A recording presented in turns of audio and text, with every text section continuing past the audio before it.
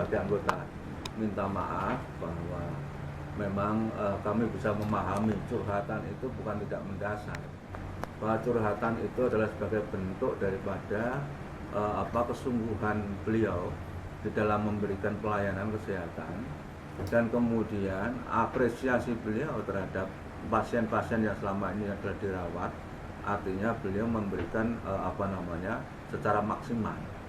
Dan kemudian kami menduga curhatan itu munculkan karena ditemukannya di lapangan banyak masyarakat yang kemudian mengabaikan tentang protokoler kesehatan kaitan dengan COVID ini, sehingga ketika mereka adalah berjibaku untuk melakukan pengobatan, kemudian berjibaku karena adalah harus berhadapan dengan virus yang mematikan, dan kemudian berjibaku ketika dia harus sakit dan sebagainya, itu kan ongkos dan risiko yang besar yang dihadapi oleh para dokter. Sehingga ketika sekarang itu ada yang kemudian mengeluh, kami berharap para pihak semua termasuk masyarakat untuk tidak melihat itu sebagai satu hal yang kemudian adalah harus ditekan, harus dibully, tetapi justru harus kita gali di balik curhatan itu ada masalah apa. Dan kami pikir adalah kalau tidak ada keluhan-keluhan seperti itu, kita tidak tahu seperti apa sebetulnya adalah yang dikeluhkan oleh mereka. Memang kita di satu sisi sudah menekan pada memberikan sosialisasi kepada masyarakat agar masyarakat sudah mematuhi terhadap protokoler COVID. Tetapi kemudian di sisi lain kan banyak juga masyarakat yang dalam tanda kutip mengabaikan itu. Nah, kemudian untuk yang AB ini ada beberapa klasifikasi juga. Ada yang AB memang adalah kemudian tidak mau pakai masker dan sebagainya. Ini yang patut kita sesalkan. Kalau kemudian adalah semuanya itu sudah menggunakan masker, kemudian ada cuci tangan dan kemudian dan sebagainya, saya pikir adalah para dokter pun akan memaklumi dengan senang hati beliaunya adalah akan memberikan pelayanan pada kesehatan itu. Karena apa? Kode etik daripada kedokteran kita sama-sama tahu. Dia menjunjung tinggi nilai-nilai kemanusiaan, mengobati orang lain seperti dirinya sendiri. Dan kemudian ketika itu sampai mengeluh, berarti adalah ada sesuatu yang salah.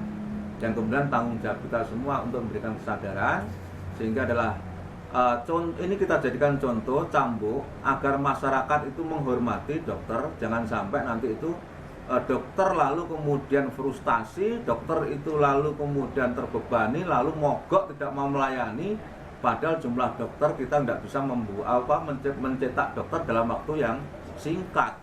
Nah, ini bahaya bagi kami. Saya pikir adalah ini tidak hanya satu dokter, ini mencerminkan daripada perasaan nuansa kebatinan dokter, ribuan dokter yang ada di tempat-tempat lain. Dan kemudian kita minta pada pemerintah, ayo kita bareng-bareng untuk kemudian mensukseskan pengendalian COVID ini, terutama untuk di Surabaya yang sudah ditunda yang ketiga ini waktu ini jangan sia-siakan, ayo kita maksimalkan semua. Sehingga nanti itu tuntutan masyarakat yang tadi sudah muncul karena adalah sudah capek dengan kondisi ekonomi yang makin susah, sehingga adalah nanti penyakitnya selesai, kemudian ekonomi bisa segera bangkit kembali.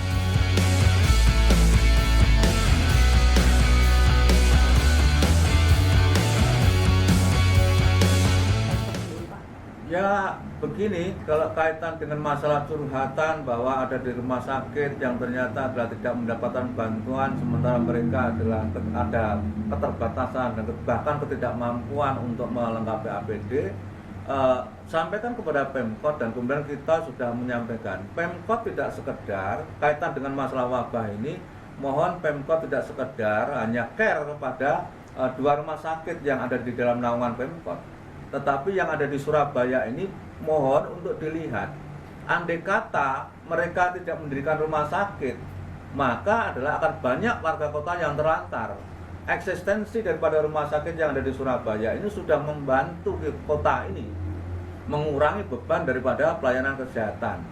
Kemudian kalau itu diserahkan pada pemerintah kota semua, mungkin nggak bisa ngatasi kita. Nah, sebagai satu imbal balik daripada niat baik daripada yayasan ataupun lembaga yang mendirikan rumah sakit, maka adalah Pemkot wajib rasanya ikut mengapresiasi, ikut membantu kebutuhan-kebutuhannya. Dan kemudian di sini pentingnya ada satu komunikasi antara pengelola rumah sakit dengan pemerintah kota. Kalau memang ada satu kendala-kendala, mohon hubungi kami sehingga kami bisa menjadi jembatan kepada pemerintah kota supaya ada perhatian. Dan kemudian pembagian APD menurut keterangan daripada Bu Wali sudah disampaikan kepada seluruh rumah sakit yang ada di Kota Surabaya. Ini yang sama dengar pada saat kita mengadakan rapat di forum pimpinan daerah, dan kemudian dibagikan secara merata begitu. Tetapi ketika ada yang merasa belum dapat, ini ada sesuatu yang harus kita luruskan. Sebetulnya itu adalah rumah sakit yang kemudian itu masih kurang, atau memang tidak mendapatkan sama sekali. Kalau memang tidak mendapatkan sama sekali, berarti kan di sini ada informasi yang salah.